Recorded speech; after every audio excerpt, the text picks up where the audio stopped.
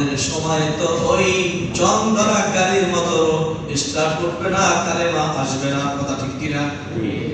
আর যদি জবানটা থাকে ক্লিয়ার, জবানটা থাকে রানিং, জবানটা যদি সব সময় থাকে কালেমার উচ্চারণ লা ইলাহা ইল্লাল্লাহ, মালাকুল মউত ভয়াবহ রূপ নিয়ে আসবে না, ভালো চেহারা নিয়ে আপনার আমার সামনে আসবেন।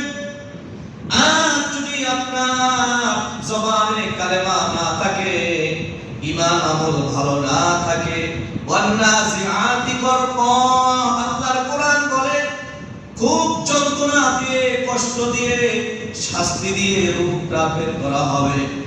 আর যদি জবানে কালেমা থাকে, তখন আপনার আমার রূহটা ওয়ান্নাসিআতি নাশতা, হালকা সহজভাবে আল্লাহর হুকুমে মালাকুল মউত আজরাইল আলাইহিস সালাম সুন্দরভাবে নিয়ে যাবেন। একটু চিৎকার করে বলি সুবহানাল্লাহ।